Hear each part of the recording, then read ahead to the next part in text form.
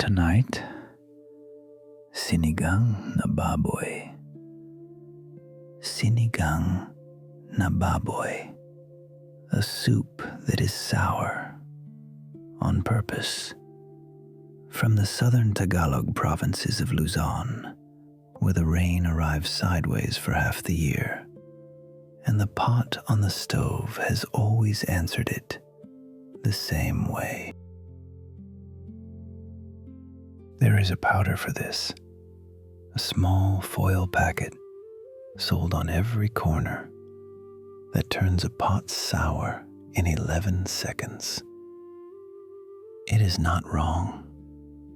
It is only quieter than the thing it replaced, because the old way asks for fresh tamarind, sampalok, boiled soft, crushed by hand, pressed through a strainer until the pulp gives up everything it holds. Not only sourness with a shape, earthy and rounded and slow.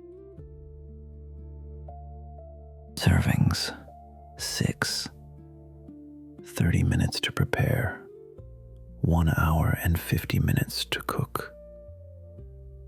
1.5 pounds of pork belly, 1 pound of pork bones, 10 cups of water, 1/2 pound of fresh tamarind, sampalok, 3/4 pound of taro, gabi, 1 daikon radish, 1 bunch of long beans, 1 bunch of water spinach, kangkong, 3 plum tomatoes, 1 yellow onion, and 1/4 cup of fish sauce.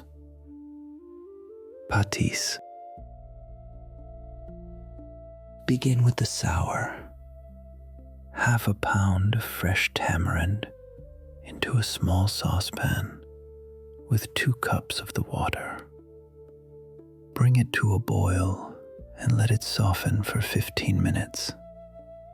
The pods go slack, the skins split, and the room begins to smell of green fruit and rain.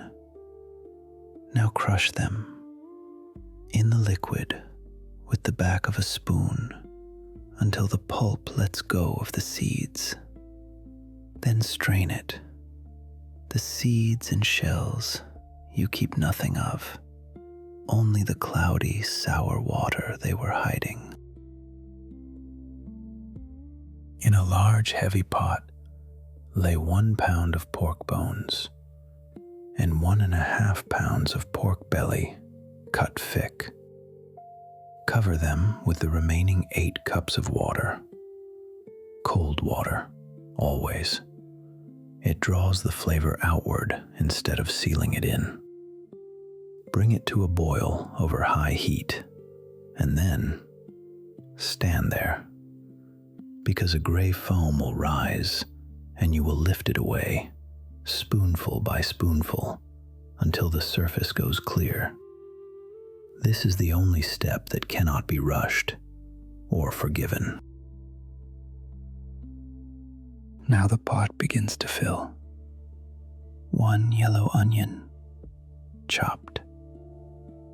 3 plum tomatoes, quartered. They will collapse entirely, and that is the point. 1/4 cup of fish sauce. Patis. It smells of the sea and of salt and of nothing you would call delicate, and it is the backbone of everything here. And then 3/4 pound of taro, gabi, peeled and cut into chunks the size of a walnut. Lower the heat until the broth only trembles. A gentle bubble, never a rolling boil, so the fat in the pork belly stays folded into the liquid instead of breaking away from it. Cover the pot and leave it for 1 hour and 30 minutes. In that time, the meat gives up its resistance, and the taro does something quieter. It softens, then blurs, then dissolves at the edges until the broth is no longer water. It has a body. It has weight. Now, the sour water you saved. Pour it in. All of it, or some of it, and then taste. Sourness here is not a measurement. It is a preference, argued over at family tables for generations. Then 1 daikon radish sliced into pale coins, and the long beans, sero, cut into 2-inch lengths. 10 minutes more. They should still hold their snap. Turn off the heat, and only now, the water spinach, kangkong, a whole bunch of it, washed, stems and leaves together, pushed down into the broth. You do not cook it. The steam that is already there will do it for you. In less than a minute, the leaves darkening and going soft while you watch.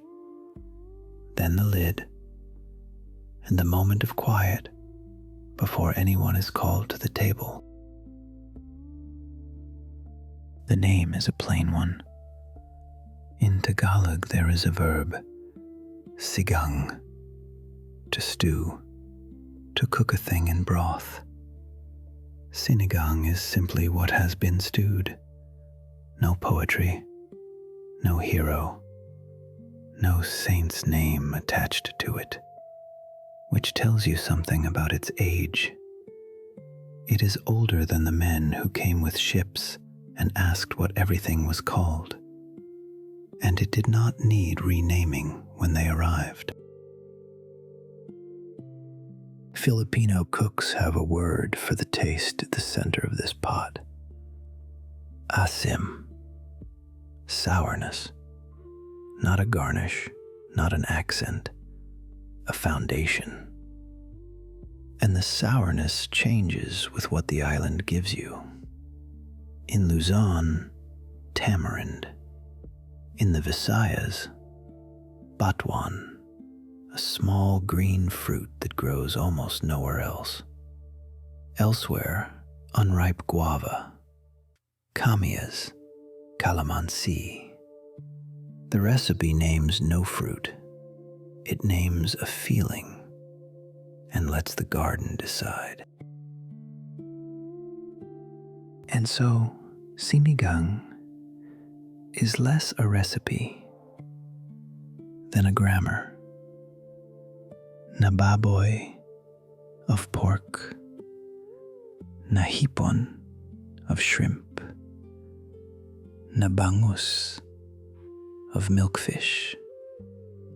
The pot stays, the sour stays. Everything else is a sentence you finish with whatever is in the house, which is how a dish survives 400 years of other people's kitchens, by never once insisting on itself. Ask anyone in the Philippines when they eat sinigang, and they will not tell you a season. They will tell you a weather. The rain, the typhoon afternoon, the evening that came in cold and gray and needed answering. The pot goes to the middle of the table, never portioned in the kitchen, and the broth, the sabaw, is poured over hot rice again and again until the bowl is only rice and sourness and steam. Ladle it out while it is still too hot to eat. Pork belly, soft enough to give under a spoon. Pale coins of radish, kangkong gone silky and dark. And the broth, cloudy, thickened by the taro that gave itself up for it. A mound of white rice beside it. Nothing else is needed. Sinigang was never meant to impress anyone. It was meant to be there for the people who came in wet and hungry. And the table, at last, is set.